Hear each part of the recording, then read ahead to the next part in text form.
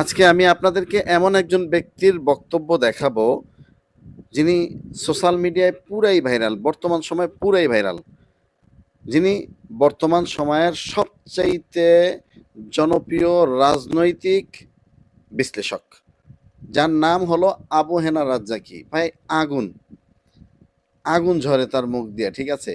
কথা বললে অন্যরা তার কথার উত্তর দিবে তো দূরের কথা, পরনের প্যান নষ্ট হয়ে যাওয়ার অবস্থা হয়ে যায়।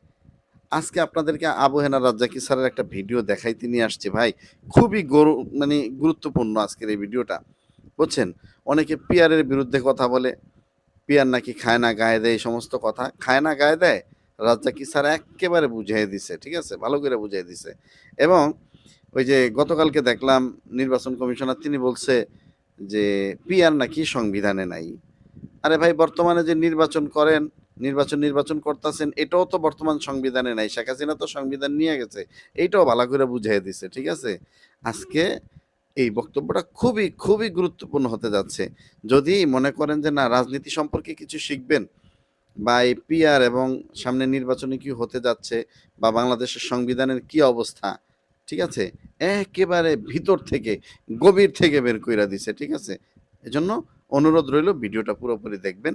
আমি ভিডিওটা প্লে করতেছি আবু হেনা রাজ্জাকী স্যারের। চলেন আমরা ভিডিওটি একটু দেখি, এবং যদি ভালো লাগে, একটা দাবি আছে কিন্তু, যারা ফেসবুক থেকে দেখতেছেন অবশ্যই ফলো দিবেন, আর যারা ইউটিউব থেকে দেখতেছেন সাবস্ক্রাইব করে আরও অন্য অন্য ভিডিও পাওয়ার জন্য, নোটিফিকেশন যেন সবার আগে আপনার কাছে যায়, এ ব্যাপারে আপনাদের কাছে অনুরোধ রইল, চ্যানেলটা সাবস্ক্রাইব করে রাখবেন, ঠিক আছে? চলেন আমরা আবু হেনা রাজ্জাকী স্যারের ভিডিওটা দেখে আসি, যে তিনি কিভাবে একেবারে মুখের উপরে ছাই মেরে দিয়া একেবারে বুঝিয়ে দেন, যাতে করে পিছলায় না যাইতে পারে, ঠিক আছে? চলেন, খুব মজা লাগবে ভাই, ভিডিওটা দেখি একটু। এখানে একটা পিয়ার পদ্ধতি নিয়ে মেইনলি আলাপ হচ্ছে এবং বলা হচ্ছে দেশের লোক বোঝে না। বাংলাদেশে কিন্তু ইনডাইরেক্ট পিয়ার পদ্ধতি বহু আগেই চলমান, বহু আগে। যেমন ধরেন, একজনের বাড়ি বরিশাল, ভোটার বরিশালের, কিন্তু তার দল চিন্তা করলো যে তাকে ধানমন্ডি থেকে নমিনেশন দিব, এই ঘটনা বাংলাদেশে আছে। তাহলে ধানমন্ডিতে যখন সে পাশ করে, তার কি পপুলারিটি? দলকে ভোট দেয়, ভোট দেয় ধানের শীষ, ভোট দেয় নৌকা।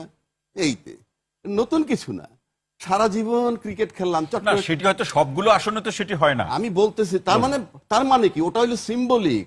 কখনোই লোকরে ভোট দেয় না, অর্থাৎ মার্কা, দলীয় মার্কা যেটা, এটা ট্রেডিশনাল, খালি নামটা বলা হয় নাই যে পিয়ার পদ্ধতি। পিয়ার পদ্ধতিতে কি হয়, যেই ভোট দিবে ভোটটা বিফলে যায় না, তার কোনো না কোনো প্রতিনিধি পার্লামেন্টে যাবে। আপনি যদি মোর্শেদ খানের কথা চিন্তা করেন, উনিও পিয়ার পদ্ধতিতেই এসে পড়ছে, এসে মোবাইল ব্যবসায়ী পররাষ্ট্রমন্ত্রী হয়ে গেছে। সাকিব আল হাসান ওই কায়দায়, ফেরদৌস, নায়ক ফেরদৌস, তার সাথে একসাথে জার্নালিজম পড়ছে, আমার সাথে টকশো করছে, সময়ের ওই বেটা নমিনেশন পায় না, ওই এমপি হয়ে গেছে। এগুলো পিয়ার পদ্ধতি, ইনডাইরেক্ট। সুতরাং পিয়ার পদ্ধতি মানুষ বুঝে না, এটা গল্প। আচ্ছা, এবার আসেন, এখন বলে আবার জনপ্রিয় লোক, আমার পরিচিত লোক যদি আমি ভোট না দিতে পারি তাহলে কিভাবে হবে? আরে ভাই, সংসদ সদস্যের কাজ কি? সংবিধান কি বলে? কি কাজ সংসদ সদস্যের? সেইখানে আপনি আসেন। তার কিছুই না, তার কাজ আইন প্রণয়ন করবে, তার কাজ বাজেট প্রণয়ন করবে, তার কাজ গভর্নমেন্ট সাব কমিটি বানাবে, সে তদারকি করবে, তার কাজ স্পিকার নিয়োগ করবে, তার কাজ প্রধানমন্ত্রী নিয়োগ করবে, তার কাজ প্রয়োজনে রাষ্ট্রপতির বিরুদ্ধে অভিশংসন আসবে। এইগুলো হলো তার কাজ। আপনি ব্রিজ বানাবেন, এই সুপারিনটেন্ডেন্টকে ধমকাবেন, তারপরে বলে বিল দিলি না কেন, কাজ না করে বিল নিবেন, এই কাজ আপনার না। না, কিন্তু আপনি যদি সাউথ এশিয়ার, বাংলাদেশে আপনি কিছু কিছু বাংলাদেশ নিয়ে থাকেন, সাউথ এশিয়া পরে না, সাউথ এশিয়াতে একটু উদাহরণ নিয়ে আসি, সেটা শ্রীলঙ্কা এবং নেপালের প্রসঙ্গ যদি ধরেন। আপনি আমার দেশ আনেন, আমি কি নেপাল, আমি কি শ্রীলঙ্কা, আমি কি অস্ট্রেলিয়া, আমি কি কানাডা? কথা কথা বলেন যে বিশ্বের 83টি দেশে, আমি বলি না, তারা বলে। আমি বলি না, এটা রাজনীতিবিদরা বলে। কেন জানেন? আমি সিঙ্গাপুর বানাই ফেলাবো, আমার ফান্ড প্রচুর আছে, ইত্যাদি ইত্যাদি। যেহেতু নেই এখন পিয়ার সংবিধান ঠিক আছে, আপনারটাই জবাব দিই। আচ্ছা, আপনি কোন সংবিধানে নির্বাচন করতে যাচ্ছেন? আমরা এক্সিস্টিং সংবিধান। কোন এক্সিস্টিং সংবিধানটা কি? 72 যে সংবিধান, ওই সংবিধানে না, সেই সংবিধান 17 বার আপনার অ্যামেন্ডমেন্ট হইছে। এখন যে, আচ্ছা, ওই যে সংবিধান ছিল, এই সরকার শপথ নিচ্ছে, আমি ওই সংবিধানের কথা বলছি। রাখেন, সরকারটা তো সংবিধানে থাকতে হবে। কোনটা? যে কোনো সরকার তো সংবিধানের নামে থাকতে হবে। অন্তর্বর্তীকালীন সরকার আছে সংবিধানে? ওই না, কিন্তু সুপ্রিম সুপ্রিম কোর্টের কোর্টে একটা রাখেন, reference রাখেন আছে না। না? আচ্ছা, বলেন। সুপ্রিম কোর্টের অন্তর্বর্তীকালীন সরকার আছে সংবিধানে? না, সুপ্রিম কোর্টের একটা অন্তর্বর্তীকালীন সরকার নামটা আছে সংবিধানে? কিন্তু সুপ্রিম কোর্টের একটা রায় আমি বলতেছি না, সংবিধানে নাই, নাই। কিন্তু সুপ্রিম কোর্টের একটা সুপ্রিম কোর্ট কি observation- বলছে আমার মুখস্থ তো। সেটা কি ওই সুপ্রিম সরকার- কোর্ট কি বলছে? সাংবিধানিক শূন্যতার কারণে। হ্যাঁ। আমার কি সংবিধান নাই? সাংবিধানিক শূন্যতা কখন হয়?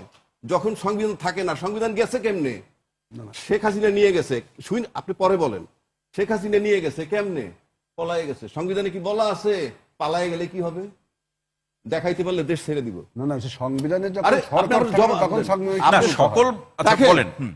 সংবিধানে যেহেতু পালায়ে যাওয়ার কথা নাই, পালায়ে গেলে কি হবে সেটা নাই, ওখানে ফুল স্টপ। ভাই, পালায় যাওয়ার কথা কি সংবিধানে কোনো দেশে থাকে? সেই জন্যই তো বললাম। মানে সেটাই তো বলছি, বিশেষ আসলেই বলেন। পরিস্থিতি তৈরি হলে। শেষ করতে দেন। সেই সংবিধান যখন গেল গিয়েওনি, তারপরে কি হয়েছে? সরকার তো ইউনূস সরকার তো 8 তারিখ আসলো। রাজা কি ভাই সাংবিধানিক শূন্যতা আপনি কাকে পরে বলে? বলেন। এটা সাংবিধানিক শূন্যতা কাকে বলে? সাংবিধানিক শূন্যতা মানি বলতেছি, বললামই তো, তার কারণ তো না, না, 106 সংবিধান না থাকলে সাংবিধানিক শূন্যতা থাকে, এরপরে কি সরকার না হয়েছে? থাকলে সাংবিধানিক দেখেন এরপরে শূন্যতা। কি হয়েছে? ইউনূস সরকার আসলো 8 তারিখ। তার আগে সরকার কে ছিল? সবাই বলে কেউ না। আমি বলতে সরকার ছিল। কি, আমাদের- কারা? আমাদের সেনাপ্রধান বলছিলেন, আমি আপনাদের দায়িত্ব নিলাম, আর একটা গুলিও চলবে না, প্রতিটা হত্যার বিচার হবে, আপনারা আমার উপর আস্থা রাখুন। না, সেটা কি আপনি সরকার বলবেন? অফকোর্স, কারণ উনি বলছেন তো আমি দায়িত্ব নিলাম। তাহলে আপনি বলেন উনি দায়িত্ব নিচ্ছে, ইট ইজ নট কারেক্ট। না না, দায়িত্ব তো সেটা আইন শৃঙ্খলা পরিস্থিতি স্বাভাবিক রাখা, জননিরাপত্তার সে প্রশ্নে কি- তিনি তো দায়িত্ব নিতে না, না, তার বক্তব্যটাই তো আমি বলতেছি আপনাকে। না, তিনি সরকার হিসেবে দায়িত্ব নিলেন, এটাই তো বলেননি ভাই। আরে ভাই, আমি দায়িত্ব নিলাম। আমি তো সেই কথাই বলছি আমি আপনাকে। দায়িত্ব নিলাম মানে কি? তারপর আরো শেষ করি। 7 তারিখে বিএনপি একটা জনসভা করছিল, খেয়াল আছে? হ্যাঁ, মনে আছে। জনসভায় কি বলছিল? আগামী 3 মাসের মধ্যে নির্বাচন চাই। কার কাছে? ইউনূস সরকার আসছিল তখন? ওইটাই ছিল সামরিক বাহিনীর সরকার, সেনা প্রধানের কাছে তারা চাইছে। সেনা প্রধানের কাছে তারা চাইছে। রাজা কি জি। ভাই আমি শেষ করি। তা নইলে তাদেরকে ব্যাখ্যা দিতে হবে কার কাছে চাইছিলাম, নাম্বার 1। নাম্বার 2, যদি আপনি বলেন এক্সিস্টিং সংবিধান, সেখানে বলা আছে সংসদ ভাঙার পরবর্তী 3 মাসের মধ্যে নির্বাচন। তো সংসদ ভেঙে গেল 5 তারিখ, ইউনূস সাহেব দায়িত্ব নিল 8ই আগস্ট, তাহলে 7ই নভেম্বরের মধ্যে নির্বাচন হওয়ার কথা। আপনারা সরকারের সাথে দেখা করে বললেন ডিসেম্বরের মধ্যে নির্বাচন চাই, কোন সংবিধানে? জি।